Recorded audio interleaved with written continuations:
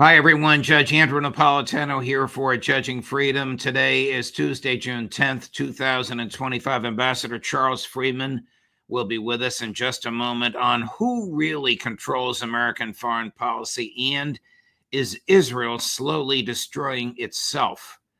But first, this. While the markets are giving us whiplash, have you seen the price of gold? It's soaring. In the past 12 months, gold has risen to more than $3,000 an ounce. I'm so glad I bought my gold. It's not too late for you to buy yours. The same experts that predicted gold at $3,200 an ounce now predict gold at $4,500 or more in the next year. What's driving the price higher?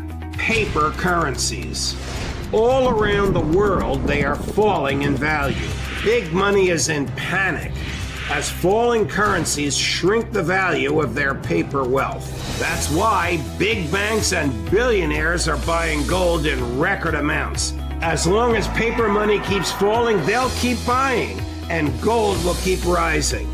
So do what I did. Call my friends at Lear Capital. You'll have a great conversation, and they'll send you very helpful information. Learn how you can store gold in your IRA tax and penalty free or have it sent directly to your doorstep. There's zero pressure to buy and you have a 100% risk-free purchase guarantee. It's time to see if gold is right for you. Call 800-511-4620, 800-511-4620, or go to LearJudgeNap.com and tell them your friend the judge sent you. Ambassador Freeman, welcome here, my dear friend. Good day to you, and thank you for joining us and accommodating my schedule. As I look at the events of the past week and the finger pointing and the denials, I'm speaking, of course, of the drone attacks on 4 Russian air bases and some civilian sites as well. I want to ask you, before we get into is Israel destroying itself, who controls American foreign policy? Who calls the shots? It's not entirely clear. One of the conclusions you might draw from this recent series of events, attacks on Russia that violate the norm against attacking the elements of the nuclear deterrent of a great power, is that, in fact, we're on autopilot to some extent.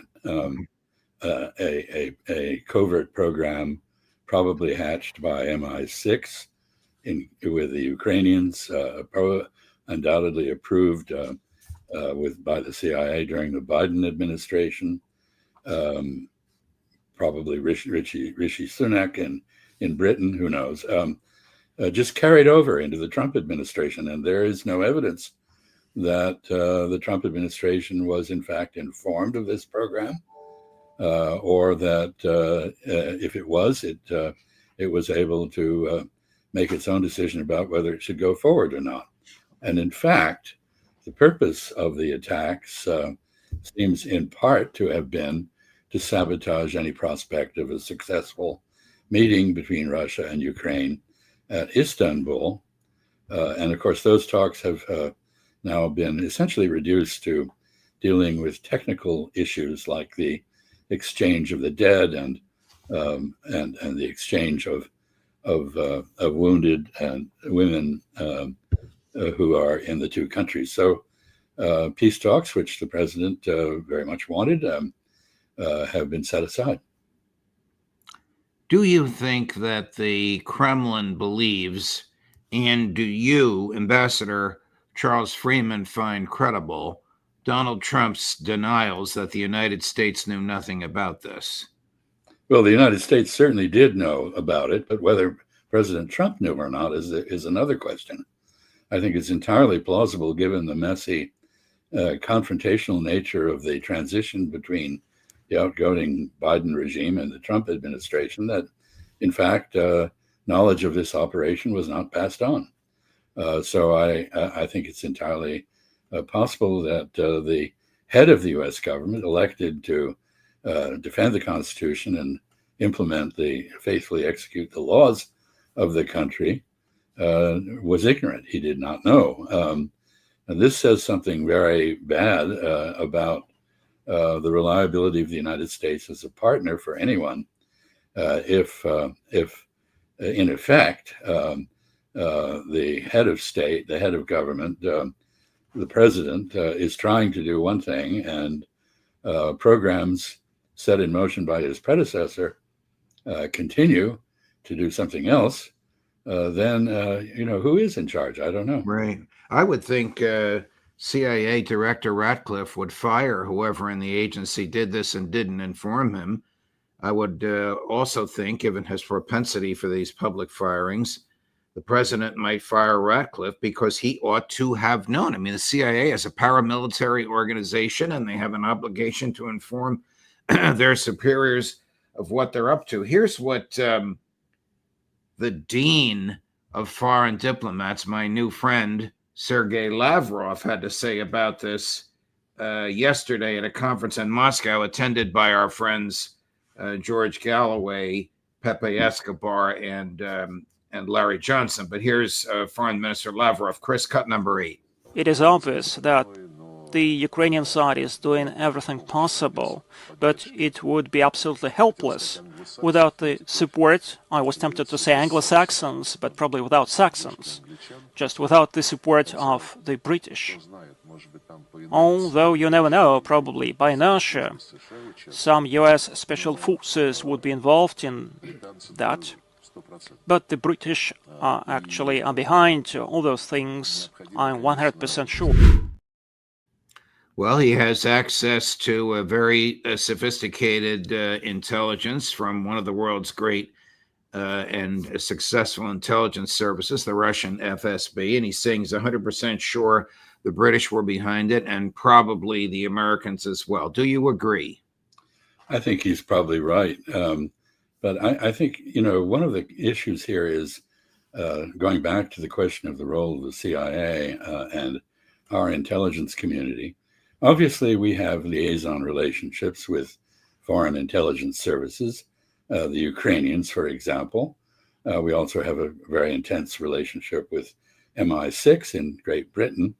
Part of the liaison relationship should be to inform the CIA, or if the CIA is not informed, for it to ascertain through its own efforts what other foreign intelligence services are up to, and from foreign militaries. Ukraine has said it did not inform the United States of what it did in these attacks. That suggests that the U.S.-Ukrainian intelligence liaison relationship is not what it should be. But more important, MI6 has a relationship with CIA, which goes back to the dawn of the agency's creation. Much of the lore of espionage, intelligence analysis, and so on that the United States has developed was developed under British tutelage. And so we should know about these things. And the fact that we didn't is pretty dismaying.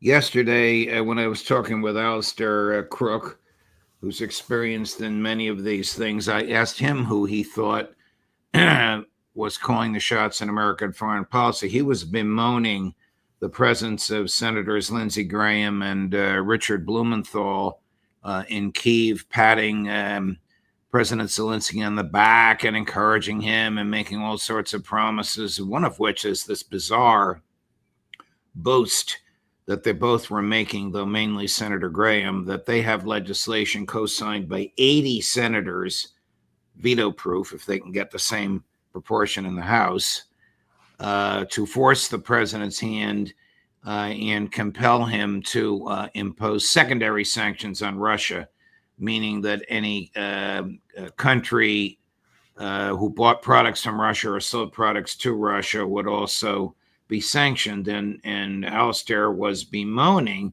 that this is an improper interference in foreign policy, which under the Constitution devolves on the president. And then I asked him the same question I asked you.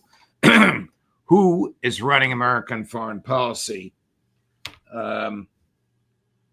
And here's the answer he gave. Chris, cut number 5. He's terrified of the Senate, with 80% of the Senate opposed either to the Iran deal or to his deal normalization with Russia, and want an escalation. This is very dangerous. So who's in charge of foreign policy? The Russians may be asking himself, well, not President Trump, but it will be split up between the deep state, the Congress, and Israel. Deep state, the Congress, and Israel. I suspect you agree. I do. I think if I were a foreign ambassador, a diplomat. Which you once were. Well, I was an ambassador for the United States. But if I were a foreign ambassador in Washington, asked to analyze that question, I would make a number of comments. First, I think the United States is in a pre-revolutionary situation. There's widespread dissatisfaction. The laws are being broken. The legitimacy of the government is in question. The operation of the federal system is broken. The policy process is chaotic.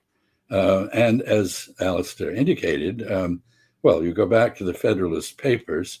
One of them, I think written by Alexander Hamilton, argues very cogently that the legislature should not be in charge of foreign policy because of the fickle nature of legislative decisions.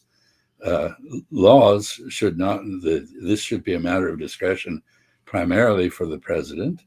And the Constitution does give the president primary authority in foreign affairs. It's his decision whether to recognize a country or not, whether to receive foreign emissaries or not, to appoint ambassadors subject to the advice and consent of the Senate. And our constitutional system is not functioning on many, many levels. So, of course, everybody abroad is confused. Right, right. Were you surprised that Alistair added in the last 2 words, which had not been the subject of our conversation, and Israel? No, not at all. I think the Zionist lobby effectively controls our policies toward West Asia. I think it's coming to the point where support for Israel's actions, Israel itself, is becoming unconscionable.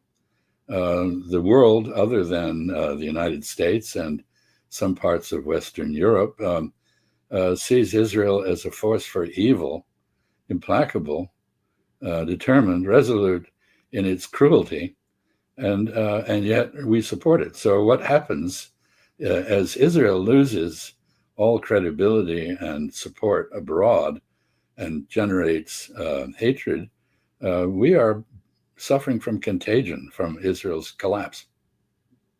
Is Israel on the verge of domestic collapse due to the Netanyahu regime? It certainly looks, the trends certainly seem to be in that direction. There's no national consensus on a variety of issues anymore. Netanyahu continues to be a formidably effective politician, but widely disliked and opposed in not just in society at large, but within the Israeli government. That is, the intelligence agencies oppose many of his beliefs and contradict them. The military just don't like his military strategies. The hostage families regard him as duplicitous and uninterested in the well-being of their family members. The ultra-Orthodox are ill at ease with the attempt to draw them into the military. Israelis who are liberal or democratic and who have remained in Israel, of course, many of them have emigrated, are upset by the effort to stifle the independence of the judiciary and by the undemocratic nature of increasing the undemocratic nature of Netanyahu's rule. And Israelis who are not religious fanatics, secular Israelis, are dismayed by the presence in the cabinet of religious fanatics who are not just that, but fascist. So I think we have a country that, quite aside from the fact that its economy is suffering terribly from the ongoing efforts to conquer Gaza, displace Palestinians from the West Bank, devastate Syria, and control Lebanon. All of this is taking its toll. Startups, which were the glory of Israeli science and technology and the Israeli economy, are moving abroad. Bankruptcies are increasing. Many people have gone abroad. We don't know whether they'll go back or not. There are increasing doubts among Israelis about the future of their country. And so if we listen to thoughtful Israelis, I think the answer to your question is yes, Israel is on a path to self-destruction. The Iranian officials are claiming they have Israel's nuclear secrets, and Prime Minister Netanyahu has been mysteriously silent on this claim. The claim is now 48 hours old as we are recording this segment. What does this mean, that they have Israel's nuclear secrets? Well, we don't know the content that they have acquired, but we do know that one of the strange phenomena in the controversy over the Iranian nuclear program is that Israel's actual acquisition by clandestine means of a formidable nuclear arsenal is never discussed. So we have, Israel discussing the Israeli nuclear programs, which were conducted behind the back of the United States in the face of assurances to us that they did not exist. President Kennedy, in particular, was adamant on this subject, and he was deceived. These Israeli programs are never mentioned. So we have a double standard, which is apparent to the entire world outside the United States. Let's get back to, before we finish, let's get back to the Ukrainian attack on Russia. Do you share the view of Western media that 40 or so multi-million-dollar nuclear arms capable jets were destroyed, or are you more in the Alistair Crook, Larry Johnson school of thought that it was no more than half a dozen? No, I think Larry and Alistair are correct on that. There was damage done to the Russian nuclear bomber fleet, for sure. There's also train derailed and civilian casualties as a result of action against that train, which, if the intent was to create civilian casualties, probably is correctly classified as an act of terrorism. But I don't think the damage was that substantial. It's the precedent that this set that is the real problem. So the Russians are now rebranding the special military operation as a war against terrorism, which of course unleashes them under their own rules to seek to eliminate President Zelensky and his senior people. Do you see that happening? And if so, does that expand this? Well, I think the decision to proclaim that this is a war of counterterrorism not only has important domestic effects in Russia, because it basically puts Russia under a form of martial law, which suspends those restraints on the government that existed, not that they were that great. So the repression in Russia connected to the war, the surveillance, the silencing of any dissent is bound to increase.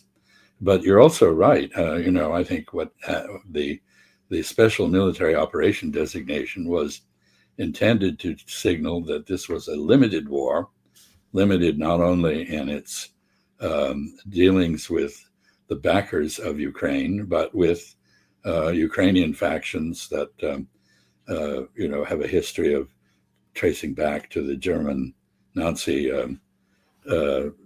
SS, which this is Stepan Bandera's heritage. Right, right.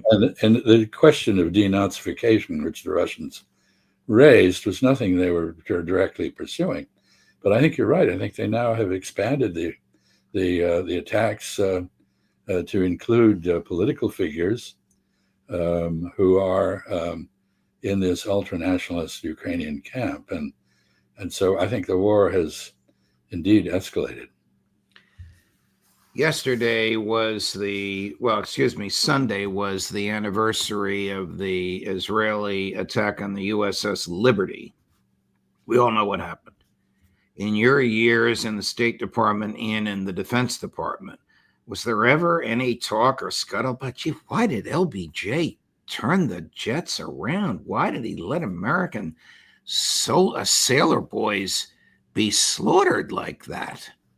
Well, I think during the period I was in government, which ended in quite a while ago, in 1990, end of 1994, so now 30 years, this was never discussed, really. I mean, the cover-up was effective. The taboo enforced by the Zionist lobby politically operated effectively. What's happened is that more recently, I think as a result of Israel's bad behavior, its ability to silence discussion of this horrifying incident has lessened, and we do hear more about it. And those who were involved in the Liberty incident on the American side have come forth with their own stories, which they were instructed by LBJ and the government at the time to not reveal. I mean, they were told on pain of punishment that they should keep their mouths shut, and they're now speaking out, which is good. Right. The truth has a way of coming out, even if it's 50 or 60 years later. Ambassador Freeman, thank you very much for your time. Always a pleasure. My dear friend, we'll look forward to seeing you next week. Keep well. Thank you. You too.